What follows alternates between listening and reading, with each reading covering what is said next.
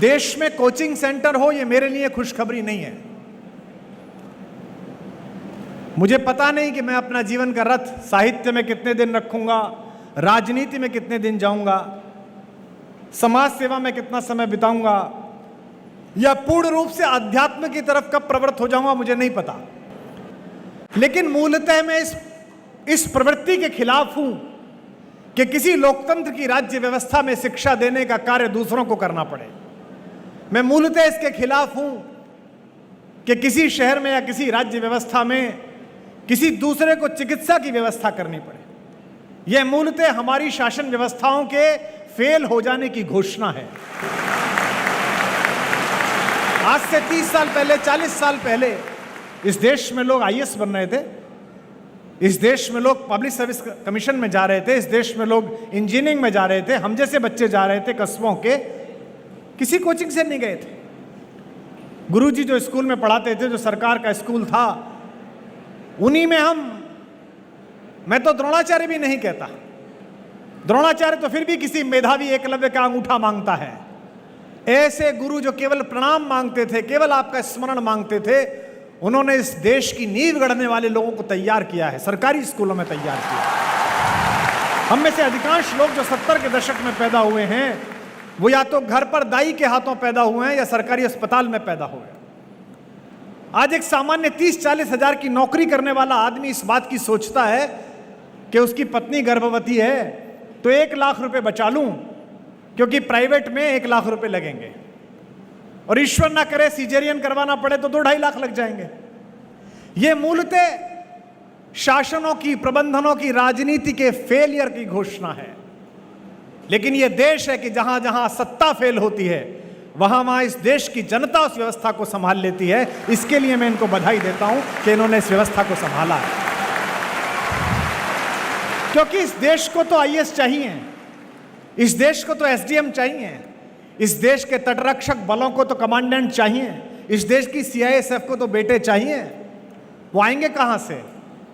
याद रखिए, यहां बैठे हुए शिक्षकों, मैं सबसे पहले आपसे बात शुरू करता हूं। आप पर जिम्मेदारी ज्यादा है।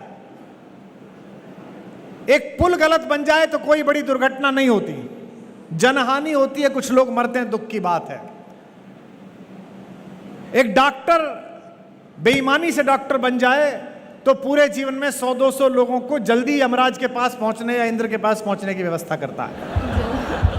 लेकिन एक अध्यापक गलत हो जाए, एक अध्यापक अपना काम ठीक से ना करे, एक अध्यापक केवल यह सोचे कि मैं वेतन के लिए काम कर रहा हूं, तो मानिए कि वैसी पीढ़ियां तैयार कर देता है तो देश आगे जा सकता है या पीछे जा सकता है। कौटिल्य के अध्यापकों, आपके पास जिम्मेदारी यह नहीं है कि कौटिल्य एकेडमी 30 साल कैसे चलेगी, 40 साल कैसे चलेगी। आप पर जिम्मेदारी यह है कि आपके यहां जितने बच्चे आए, चाहे वो सेलेक्ट हों चाहे ना हो, वो जिंदगी से भरे हुए और भारत के प्रति उत्तरदायित्व से भरे हुए पैदा हो।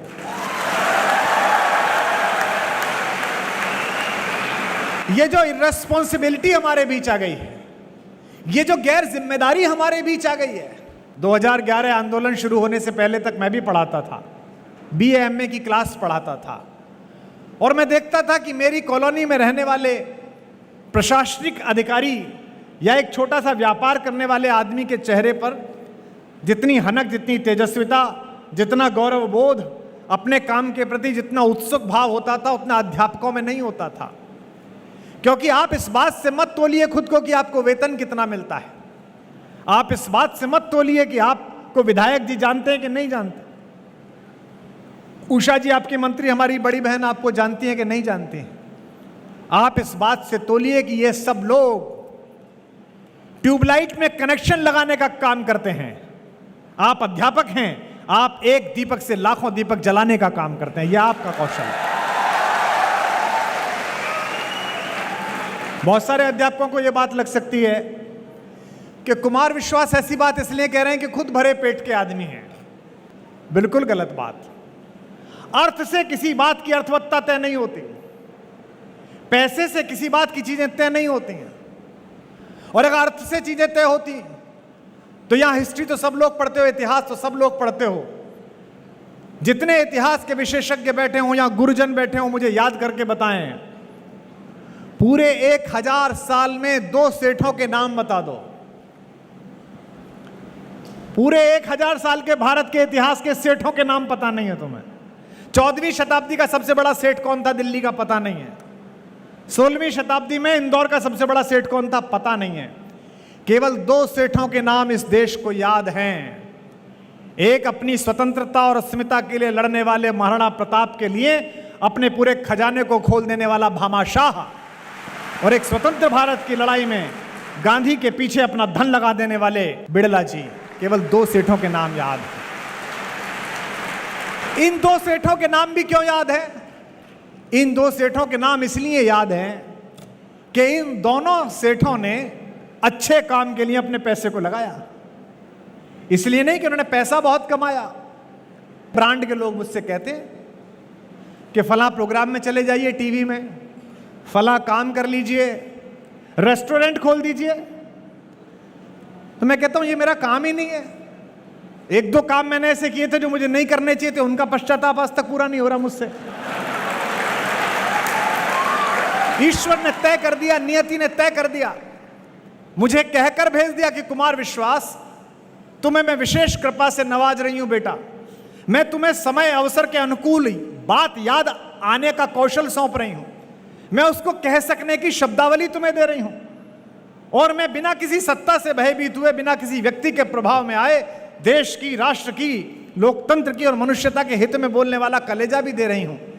तो जो काम भगवान ने मेरे लिए तय किया है, अगर उसमें मैं ज्ञान अपना लगाऊं तो मुझसे बड़ा मूर्ख कौन। इसलिए जितने भी बच्चे यहां तैयारी कर रहे हैं, और आज जितने बच्चे जिनकी नौकरी लगी है, अगर आपसे ईश्वर को कुछ और कराना होता, अगर पैसे ही कमाने होते, तो 10वीं पास लोग पैसे कमाते हैं, 12वीं पास लोग 2-2 हजार करोड़ के टर्नओवर का काम करते हैं। आपको पढ़ा लिखा कर कौटिल्य एकेडमी में आपने 1 साल भर पढ़ाई की, 2 साल पढ़ाई की, इसके बाद आपको जज इसलिए बनाया गया है, इसके बाद आपको एसपी इसलिए बनाया गया है, इसके बाद आपको कलेक्टर इसलिए बनाया गया है कि इंदौर के किसी कोने में, देवास के किसी कोने में, भारत के किसी कोने में जहां आपकी नौकरी लगे, वहां एक छोटी सी ढाणी में भी रहने वाला एक आदमी, झोपड़ी में रहने वाला आदमी भी जब आपके द्वार पर न्याय मांगने आए, तो इस कौटिल्य अकादमी की शिक्षा याद रखना। मुझे आश्चर्य होता है, आईएएस के घर में पैसे निकले तो 1 हफ्ते तक तो गिनती लग गई। 1 हफ्ते तक गिनती हुई, नोट नहीं गिने गए। ये क्या देश बना रहे हैं, और क्यों बना रहे हैं हम? क्योंकि सब कुछ ठीक चल रहा है, केवल जो बीज जड़ में जाना चाहिए वो ठीक नहीं चल रहा। ये जो देश के चरित्र निर्माण की प्रक्रिया है, ये केवल अध्यापक कर सकता है। दुनिया के बड़े बड़े देश रोए, दुनिया में जिनका हैप्पीनेस इंडेक्स नंबर 2, नंबर 3 था, जिन स्विट्जरलैंड में छुट्टी मनाने के लिए हम तरसते थे कि 5 दिन की छुट्टी है, 10 दिन की हो जाएं, जिस इटली में घूमते हुए हम वीडियो बनाते थे कि वेनिस में घूम रहे हैं कि फ्लोरेंस में घूम रहे हैं, 100-150 लाशें गिरी तो पूरा वेनिस रोने लगा, पूरा स्विट्जरलैंड रोने लगा। लेकिन ये देश है भारत, जहां कोरोना ने अपना आतंक मचाया और सरकारें पीछे हटी, तो कोई ना कोई एक सिद्धांत जोशी जैसा व्यक्ति, कोई ना एक कुमार विश्वास, कोई ना कोई आप में से उठा और एक दूसरे का हाथ थाम लिया। हम सबने एक दूसरे का हाथ थाम लिया। हमने कहा कोई बात नहीं, अगर व्यवस्था नहीं पहुंच रही है, सरकार तैयार नहीं थी, अगर नहीं हो पा रहा है तो हम साथ हैं। भूल गए क्या उस दिन को? याद करिए उस व्यक्ति को, जब आपने अखबार में एक खबर पढ़ी कि कैंसर के पेशेंट, जब कोरोना पीड़ित 70 साल का, उसने डॉक्टर से कहा कि मुझे ऑक्सीजन की जरूरत नहीं है, मैं अपनी जिंदगी जी चुका, ये जो पड़ोस में नवयुवक परेशान है इसको ऑक्सीजन दे दीजिए। इस विचार का नाम भारत है। इस थॉट प्रोसेस का नाम हिंदुस्तान है। अमेरिका में 12वीं पास करके अगर कोई बच्चा ये कहे कि मैं अभी पढ़ना नहीं चाहता, अभी मैं कुछ क्ले से कुछ बनाना चाहता हूं, कोई बच्चा कहे कि मैं कविताएं करना चाहता हूं, कोई बच्चा कहे नहीं नहीं मैं तो ट्रैकिंग करना चाहता हूं, कोई बच्चा कहे मैं राफ्टिंग करना चाहता हूं, तो अमेरिकन गवर्नमेंट $2000 का स्टाइपेंड देती है 3 वर्ष तक, 1.5 लाख रुपए महीना। सरकार बच्चे से कहती है ठीक है बेटा तू वक्त बिताइया, 1.5 लाख रुपए महीने ले ले, प्रयोग कर। यहां तो ग्रेजुएशन ना करने के बाद अगर नौकरी ना मिले, 1-2 साल लेट हो जाओ तो सरकार तो छोड़ो, घरवाले लोटियां गिनने लगते हैं कि 5 खाता है कि 6 खाता है। पड़ोसी पूछने लगते हैं कि काम कर रहा है नहीं कर रहा है। इस देश की सामूहिक ताकत किसी सरकार के पास नहीं है इंदौर वालों। इस देश की सामूहिक ताकत आपकी एकात्म ताकत है। ये सारे बच्चे जो यहां से NEET करके जाएंगे डॉक्टर बनेंगे, ये सारे बच्चे जो IIT करके जाएंगे, ये सारे बच्चे जो अन्य संस्थाओं में जाएंगे, इनकी सामूहिक ताकत इकट्ठी जब एक साथ हो जाती है तब वो लाल किले से बोलती है प्रधानमंत्री बनकर, चाहे कोई प्रधानमंत्री हो। और वही ताकत है कि बरसते गोलों के बीच में, 2 देशों की सेनाओं के बीच में जब भारत का बेटा बेटी निकलता है और दोनों सेनाओं को एक बार तिरंगा दिखा देता है तो न केवल मार्ग दे दिया जाता है बल्कि सल्यूट किया जाता है कि भारत के बच्चे जा रहे हैं। यह भारत की सामूहिक ताकत है और यही किसी देश को बड़ा बनाती है। ग्वालियर में जिस अंग्रेज सार्जेंट ने रानी लक्ष्मीबाई को परास्त किया भारत के पहले स्वाधीनता संग्राम में, 18 जून को रानी वीरगति को प्राप्त हुई। सेनानियों की तरह लड़ी। लोग कहते हैं ना खूब लड़ी मर्दानी। मैं बड़े आदर के साथ हमारी दिवंगत मां उस महान कवियत्री सुभद्रा कुमारी चौहान से असहमत होता हूं। मर्दानी क्या लड़ी? जब उस पूरे अंचल के मर्दों ने अपनी पगड़ी अंग्रेजों के नीचे रख दी तब वो एक जनानी लड़ी, तब एक महिला लड़ी।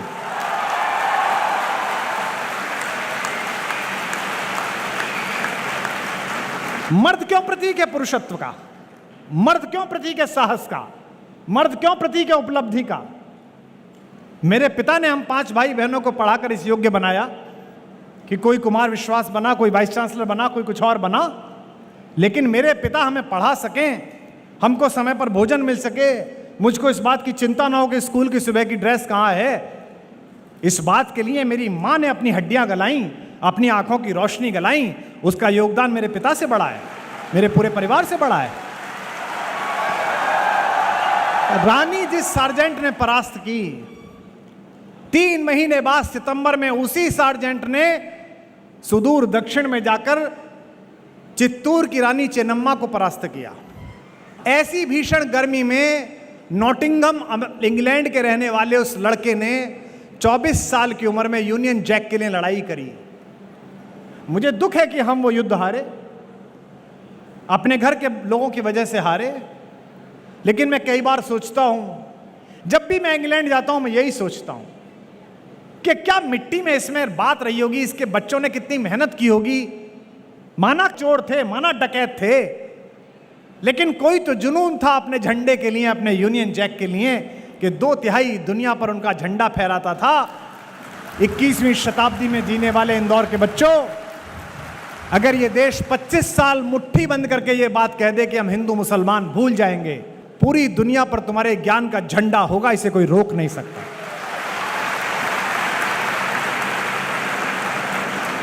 पर हमको तो काम बांट रखा है। हमारी भावनाएं तो इस बात पे आहत हो जाती हैं कि फला आदमी जूता लेके अंदर चला गया कि जूते से बाहर आ गया। जिस देश में भ्रूण हत्याएं होती हों, जिस देश में 10 बजे के बाद घर से बाहर निकली हुई बिटिया के बारे में तय ना हो पाता हो कि वो ठीक वापस आएगी या नहीं आएगी, जिस देश में आज भी घरों में स्त्रियों के साथ मैनहैंडलिंग होती हो, जिस देश में बेटियों को पढ़ाने के नाम पर यह बात होता हो कि ये पढ़ के क्या करेगी, कोई भगवान प्रसन्न नहीं होगा इस बात से कि उसके बच्चे ठीक से नहीं पढ़े। कोई भगवान प्रसन्न नहीं होगा कि उसकी बेटियां असुरक्षित रहे। तो कौटिल्य एकेडमी में पढ़ने वाला, जैसा ताई ने कहा, 1000 अफसर हों, 200 PCS अधिकारी हों, 150 IPS लड़कों का प्रमोशन आए 10 साल बाद, ये बच्चा सेलेक्ट हुआ है, जब इसे सिलेक्शन मिलेगा, उनकी महफिल हो, सेक्रेटरी लेवल के जो IPS होते हैं उनका ओरिएंटेशन होता है मसूरी में। मैं कई बार बोलने गया हूं वहां, नैनीताल में भी होता है, जहां वो 5-6 दिन रहते हैं और हम जैसे लोग 3-4 दिन में बुला के बता जाते हैं कि भाई आप ये करिए, ये करिए जनता के लिए। तो कौटिल्य का लड़का अलग दिखाई दे, कौटिल्य की लड़की अलग दिखाई दे।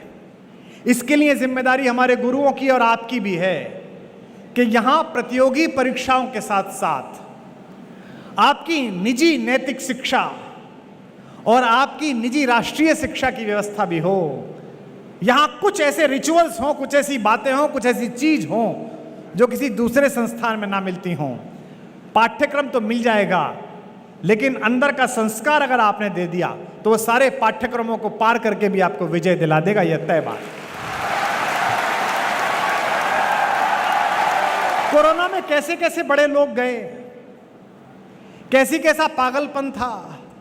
जिंदगी का पहाड़ चढ़ रहे ऐसे बड़े धनी थे जो कंगालों की तरह गिड़गिड़ा रहे थे कि थोड़ा सा ऑक्सीजन मिल जाए, थोड़ी सी रेमडेसिविर मिल जाए, थोड़ी सी टॉसली जुलैब मिल जाए तो हम बच जाएं। ईश्वर आपको यही समझाने आया था कि जिंदगी में उपलब्धि वो नहीं है जिसे दूसरे मानते हैं, जिंदगी में उपलब्धि वो है जिसे करने के बाद आपको संतोष होता है कि मैंने अच्छा काम किया, मैंने बड़ा काम किया। तो पढ़ाई इसलिए मत करो कि मम्मी पापा ने भेज दिया है, पढ़ाई इसलिए भी मत करो कि नौकरी पानी है। और ये मानसिकता गहरी घुस रही है। पूरे भारत में कम लोग हैं जो आपसे ऐसी तल्ख बात कहेंगे, और मैं कह रहा हूं तो आधिकारिक रूप से कह रहा हूं, पर जो सेलेक्ट हो गए हैं वो और जो भी तैयारी कर रहे हैं वो आज कसम खाएं कि जीवन में कुछ हो जाएगा। नौकरी बचे ना बचे, ट्रांसफर रुके, प्रमोशन हो, कुछ हो, हम ये तय करते हैं कि जीवन में रिश्वत नहीं लेंगे। एक पैसे की भी अगर इसकी कसम खा पाओगे तो आज का उत्सव सार्थक हो जाएगा।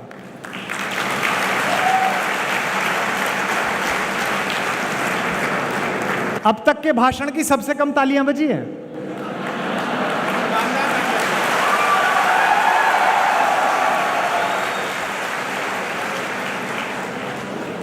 आपको लगता है कि दिक्कत पड़ेगी, नहीं पड़ेगी। मैं आपसे कह रहा हूं, मैं अनुभव के सहारे कह रहा हूं आपसे। आपको लगता है कि गलती है, नहीं है ये गलती। कितने दिन जिंदा रह लोगे? 80 साल, 90 साल, 100 साल? इसके बाद क्या बचेगा? इसके बाद आपका संस्मरण बचेगा। अगर इंदौर की कचहरी में, अगर रतलाम की कोर्ट में 15 जज हों और बाहर खड़ा हुआ एक आदिवासी अपने जमीन के किसी दबंग के द्वारा कब्जाए जाने का मुकदमा यह सोच के प्रसन्न हो जाए कि अब मैं जीत जाऊंगा, जिस जज साहब के यहां मुकदमा लगाए वो कौटिल्य में पड़े हुए हैं, पंडित जोशी, उस दिन तुम्हारी साधना सफल होगी, उस दिन काम करें। आप सबसे इतना अनुरोध है कि आज रात जाकर थोड़ा सा सोचना। मैं जानता हूं कि आपके हिस्से सोचने के लिए ज्यादा गंभीर विषय समय हैं, आपकी नौकरियां हैं, आपकी तैयारियां हैं, आपके अफेयर्स हैं। हाँ, वो बहुत महत्वपूर्ण काम है, सारी प्राथमिकताएं हैं, लेकिन सारी प्राथमिकताओं के बाद भी ये सोचना कि मैं जिस काम के लिए तैयारी कर रहा हूं या जो पद मुझे मिल गया है, मैं इसके लिए क्या कर रहा हूं और मुझे अंततः कैसा होना है। दोस्तों, इतिहास उठाकर देख लो, हिस्ट्री की कोई भी किताब पढ़ लो, ताकत पूजनीय नहीं होती, प्रभाव पूजनीय होता है।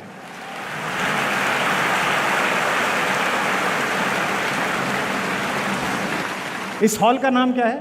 गुरु अमरदास हॉल। यह सिखों के एक महान संत गुरु अमरदास जी के नाम पर है। वो पहले गुरु थे जिन्होंने लंगर में बैठना एक साथ सिखाया। उनके लंगर में दिल्ली का सुल्तान अकबर भी आकर बैठा। वो पहले गुरु थे जिन्होंने जाति प्रथा को भी खत्म किया कि सब एक साथ बैठेंगे और सब परोसगारी करेंगे। वो पहले गुरु थे। अभी गुरु तेग बहादुर जी जो नवम गुरु हैं, उनका शहीदी दिवस लाल किले में मनाया गया। बड़ी लाइटिंग हुई, बहुत भव्य विशाल कार्यक्रम हुआ। मैं उस दिन बड़ा प्रसन्न था, तो मैंने ट्वीट कर दिया कि आंखों को बड़ा अच्छा लगा। तो एक विपक्षी पार्टी के हमारे दोस्त ने फोन करा कि भाई आपको क्या अच्छा लगा? बात यह कि मुझ जैसा व्यक्ति तो इसी बात पर बलिहारी है कि जिस औरंगजेब को यह अहंकार था कि वो किसी साधु का सर उतरवा सकता है, आज उसी के द्वारा राज्य किए गए लाल किले में उस साधु का यश गूंज रहा है, उसकी तालियां गूंज रही हैं। समय ऐसे न्याय करता है, समय इस प्रकार से आपसे बदला लेता है, जब आप नहीं होते तब आपके साथ न्याय होता है। इस देश के नोटों पर भगत सिंह की फोटो नहीं है, लेकिन शायद ही इस देश का कोई कलेजा हो जिसके अंदर भगत सिंह ना धड़कता हो।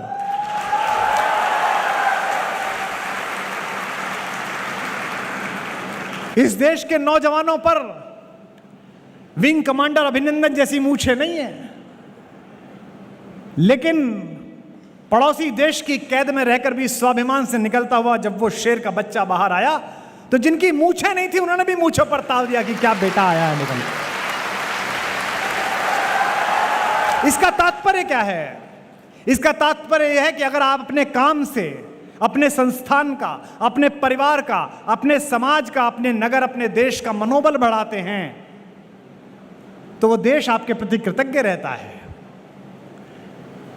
सचिन तेंदुलकर जब छक्का मारते थे, विराट कोहली जब छक्का मारते हैं, रोहित शर्मा जब अच्छा खेलते हैं, 1 लाख की भीड़ में जब हम जैसा सामान्य एक अध्यापक का बेटा किसी मुख्यमंत्री, किसी प्रधानमंत्री या किसी गृह मंत्री की आंख में आंख डाल के सच बोल देता है, तो आप ताली इसलिए नहीं बजाते कि आपने बोला, आप इसलिए बजाते हैं कि जो काम आप करना चाहते थे वो उसने किया, भारत का नाम ऊंचा किया, समाज का नाम ऊंचा किया।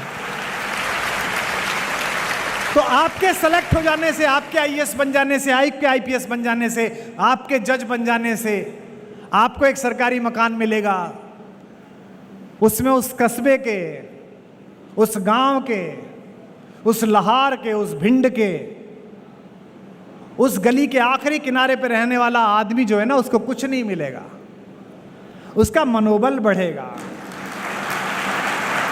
जब आप काम करते हैं, जब आप बड़ा काम करते हैं, तो आप केवल अपने लिए नहीं करते, आप उस पूरे समाज के लिए करते हैं। यहां बैठे कितने लड़के लड़कियां हैं जो आज इस बात की कसम ले रहे हैं कि अगले 2 साल के अंदर अंदर कौटिल्य एकेडमी उन पर गर्व करेगी कि हमारे यहां बच्चा पढ़ा था, हमारे यहां काम किया।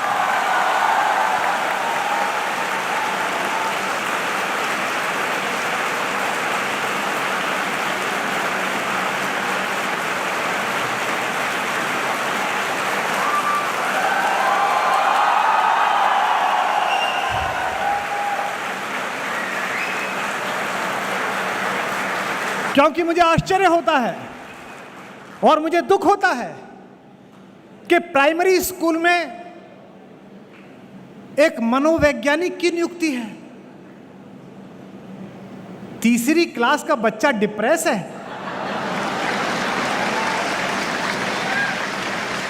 निदा फाजली का शेर है कि धूप में निकलो, बारिश में नहाकर देखो, जिंदगी क्या है किताबों को हटाकर देखो।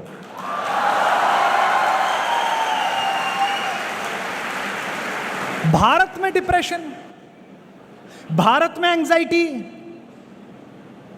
इस देश में, इंदौर के बच्चों, मध्य प्रदेश के बच्चों, मुझे बताओ कि साम्राज्य छिन जाने के बाद भी मिट्टी के बर्तनों में खाना खाकर, जमीन पर सोकर, अपने घोड़े की पीठ पर बैठकर मूंछ पर ताव देने वाले महाराणा प्रताप के वंशज डिप्रेस हो सकते हैं?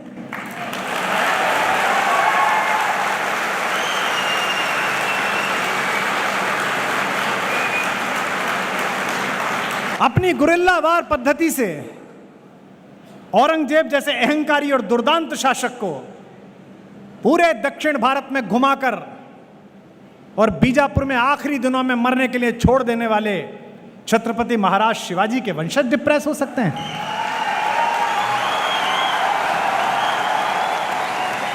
अपने 6 माह के बेटे को पीठ पर बांधकर, दोनों हाथों में तलवारें लेकर और दांतों से लगाम दबाकर यह घोषणा करने वाली 26 साल की वो सिंघनी जिसने ये कहा कि जब तक मेरी शिराओं में रक्त की एक बूंद है, अंग्रेजों की औकात नहीं कि मेरी झांसी पर कब्जा कर सकें, उसकी बेटियां डिप्रेस हो सकती हैं।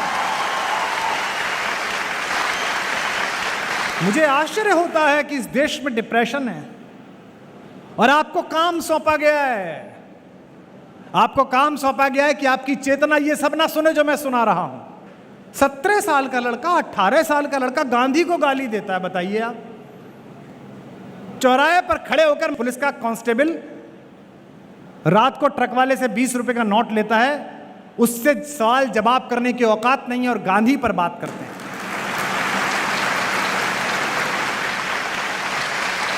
नेहरू पर बात करते हैं, सावरकर पर बात करते हैं, चापेकर बंधुओं पर बात करते हैं। अरे हमारे बुजुर्ग थे, हमारे पूर्वज थे, किसी ने अपने तरीके से, किसने अपने तरीके से अपना अपना काम किया।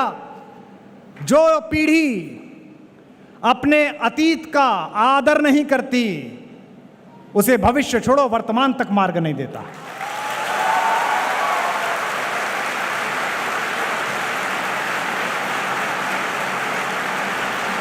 गांधी ने ऐसा कर दिया था, नेहरू ने ऐसा कर दिया था। तुमने क्या किया इस देश के लिए? तुम्हें समय मिला है, जो समय काठियावाड़ के मंत्री और उसके बैरिस्टर बेटे गांधी को मिला था वो तुम्हें मिला है। काश कि कुछ ऐसा कर दो कि आने वाले समय में 50 साल बाद गांधी का चैप्टर छोटा पड़ जाए, तुम्हारा चैप्टर बड़ा हो जाए। तो जितने भी बच्चे यहां हैं, माता पिता के प्रति, गुरु के प्रति, अध्यापक के प्रति एक बात और साफ समझ लो, ये जो अध्यापक है जो तुमको आईएएस बना रहे हैं, ये जो अध्यापक है जो तुमको सिविल जज बना रहे हैं, ये जो अध्यापक है जो तुमको पीसीएस बना रहे हैं, ये खुद पीसीएस आईएएस नहीं बने हैं। लेकिन एक बात बता दूं, इनके बिना तुम भी पीसीएस आईएएस नहीं बन सकते, क्योंकि इन्हें इनकी असफलताओं ने यह सिखाया है कि यह नहीं करना है। भाई सिलेबस तो यूपीएससी का साइट पे लगा हुआ है, हिंदी में क्या पढ़ना है, इतिहास में क्या पढ़ना है, साइट से देख लो। पर कैसे पढ़ना है जिससे सिलेक्शन हो जाए, किस तरह सवाल को अटेम्प्ट करना है, ये तो इन्होंने ही सीखा है, ये तो गुरुओं ने सीखा है। गुरु आचरेकर ने वर्ल्ड रिकॉर्ड नहीं बनाया था, पर गुरु आचरेकर के शिष्य ने वर्ल्ड रिकॉर्ड बनाया, जिसका नाम सचिन तेंदुलकर है।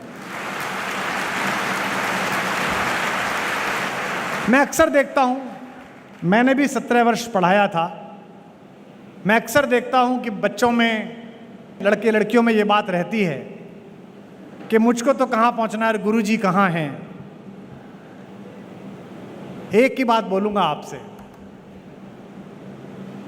छत सीढ़ी नहीं होती। आधी बात समझे आप, आधी अब समझेंगे। छत सीढ़ी नहीं होती, लेकिन दुनिया में ऐसी कोई छत नहीं बनी जो बिना सीढ़ी के पाई जा सके। ये सारे गुरु सीढ़ी हैं। और अगर संस्कृत पढ़ने वाले यहां बैठे हो, मनमोहन को बड़ी रुचि है संस्कृत में, हमारे प्रिय छोटे भाई को, संस्कृत में सीढ़ी को अवतरणिका कहते हैं। नीचे से ऊपर जाने वाली व्यवस्था को अवतार कहा जाता है, इसीलिए गुरु को परमेश्वर कहा जाता है, क्योंकि वो आपको जहां आप खड़े हो उससे ऊपर ले जाता है। कौटिल्य अकादमी के 20वें वार्षिकोत्सव पर, इस जयंती पर मेरी तो शुभकामना ये है कि गुरु अमरदास हॉल का ये जमावड़ा आप लोगों का, ये भारत भर का एक ऐसा अम्ब्रेला बन जाए, ऐसा छत्र बन जाए। और जो आज बच्चे सेलेक्ट हुए हैं, मैं इनसे भी इस बात की प्रॉमिस तो नहीं मांगता, इनकी अपनी इच्छा है, लेकिन इनसे इस बात का मन मेरा है कि ये ऐसा करें कि जितने में ये बच्चे पढ़ते हैं, जो फीस देकर पढ़ते हैं, लगभग इतने ही बच्चे, जो बच्चे यहां से पढ़कर चले गए, वो पढ़ाएं जिनके पास फीस नहीं है, जिनके माँ बाप फीस नहीं दे सकते हैं।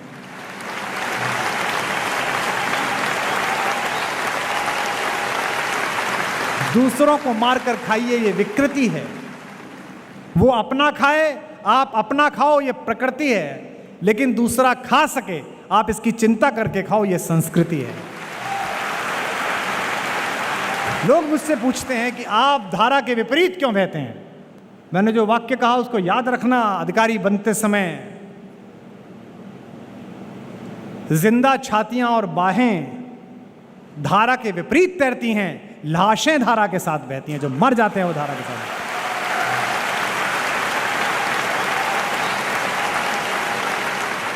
इसीलिए हमारे यहां कविता कहती है कि लीक लीक तीनों चलें, कायर कूत कपूत, और बिना लीक तीनों चलें, शायर सिंह सपूत। तो ये जो परीक्षाएं हैं ये तो केवल एक हर्डल है, जिंदगी तो इससे आगे शुरू होगी। और अभी थोड़े समय के लिए आपको भ्रमित करने के लिए सारे उपचार हैं। मोबाइल है जिसपे पूरी दुनिया है, व्हाट्सएप है। आप में से कितने सारे बच्चे सोचते होंगे मेरे वीडियो सुन के कि इन्हें याद कैसे रहता है इतना? बहुत सारे सोचते हैं। कितने सोचते हैं? हाथ उठा के बताओ। सभी सोचते हैं। सारे पत्रकार मुझसे यही पूछते हैं कि आपको याद कैसे रहता है, आपने 8वीं में पढ़ा, आज कैसे याद है? एकमात्र कारण जो मुझे लगता है, बाकी भी होंगे, सबसे बड़ा कारण है मेरी स्मरण शक्ति अच्छी इसलिए हो पाई कि मेरे समय में मोबाइल नहीं था।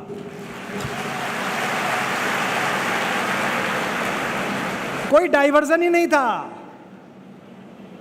ताई दीपक जला रही थी, मैंने ताई से कहा कि आप जलाइए। अरे बोले तुम आओ। वो दीपक जलने में थोड़ी देर लगा रहा था, तो ताई ने उसकी बात ही हल्की निचोड़ दी और फिर दीपक जला। मेरे अंदर श्लोक चला, सत्याधारम तपस्तैलम, सत्य का आधार हो, तप का तेल हो, दया वर्ति क्षमा शिखी, दया की बत्ती हो और क्षमा की ज्योति हो, अंधकारे प्रविष्टव्ये दीपो यत्ने न वार्तायाम। अगर ऐसा दीपक जला दिया जाए तो सारा अंधकार समाप्त हो जाता है, प्रकाश ही प्रकाश हो जाता है। यह जो सोचने के पीछे कविता चलती है, सोचने के पीछे श्लोक चलता है, सोचने के पीछे कोई बात चलती है, ये इसीलिए चलती है कि जीवन में जो काम करता हूं एकाग्र होकर करता हूं।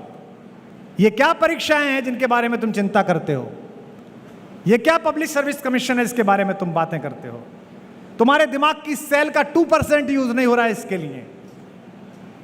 कौटिल्य एकेडमी तो केवल एक चौखद्दी है, केवल एक परिसर है जिसने तुमको माहौल दिया है, वरना इस परीक्षा को टॉप करने वाले तो तुम खुद हो। तुम्हारे अंदर टॉपर बैठा हुआ है, तुम्हारे अंदर विजेता बैठा हुआ है।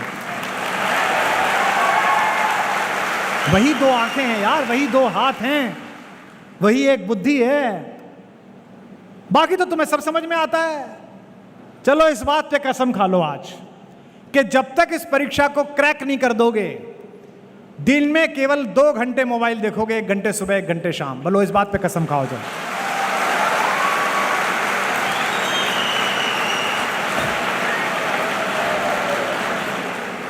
देखो, ताली बजाई है तुमने, इससे ध्वनि निकली है और ध्वनि स्थायी है, ईश्वर है। E = mc²।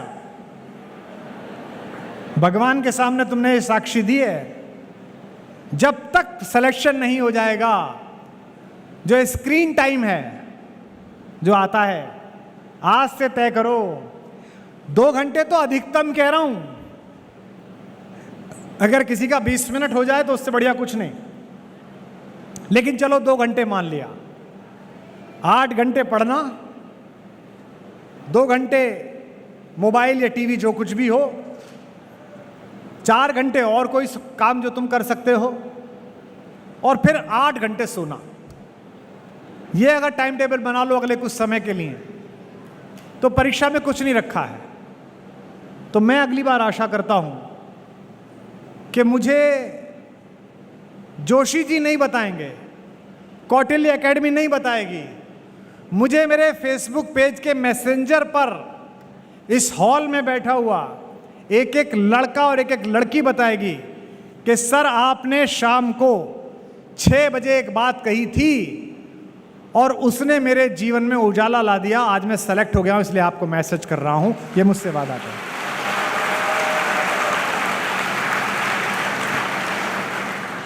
ये 150 का आंकड़ा बता के, 200 का आंकड़ा बता के इनको कौन से लड्डू पेड़े मिलने हैं? ये जो बताते हैं कि 123 बच्चे सेलेक्ट हुए, इनको क्या मिलना है? कुछ नहीं मिलना। इनको केवल एक गौरव की, एक आत्मसंतुष्टि की भावना आनी है। जैसा पुरुषार्थ इन भाइयों का है, मैं इस परिवार से भी परिचित हूं। जैसी लगन इनकी है और जैसा व्यसनहीन जीवन इनका है।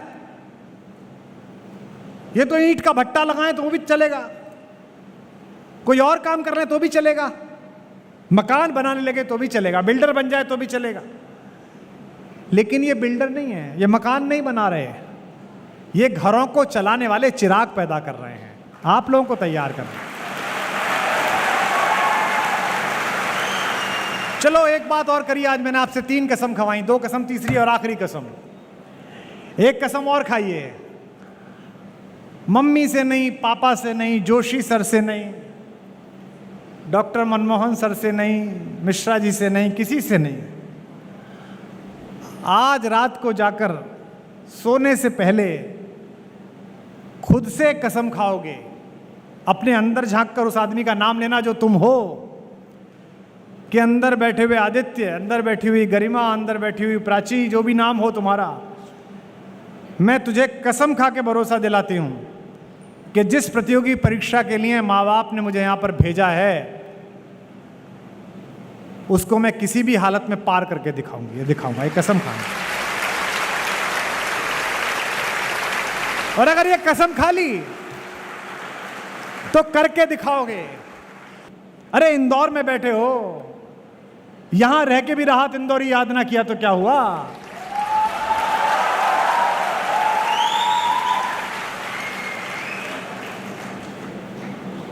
न किसी राहबर न रहगुजर से निकलेगा, हमारे पांव का कांटा हम ही से निकलेगा। और ये शेर क्या अद्भुत है कि वतन की रेह मुझे एड़ियां रगड़ने दे। अब राहत भाई को याद कर रहा हूं, पहली बार राहत भाई के जाने के बाद इंदौर आया हूं। वतन की रेह मुझे एड़ियां रगड़ने दे, मुझे यकीन है पानी यहीं से निकलेगा।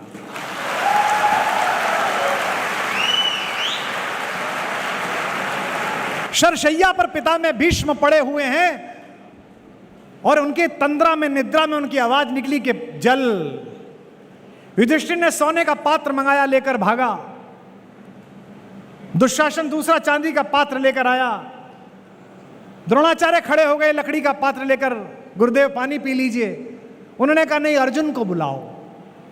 अर्जुन को बुलाया गया, अर्जुन पानी पीना चाहता हूं।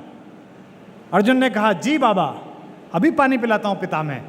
तीर निकाला, धरती में मारा और इतना तेज तीर मारा कि जो वाटर लेवल था वहां से पानी फूटकर उनके चेहरे तक आया, उनके होठ तक आया।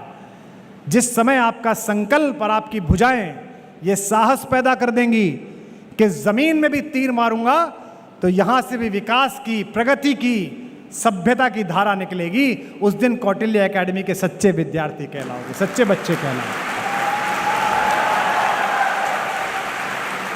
जीवन में परीक्षाएं बहुत आएंगी।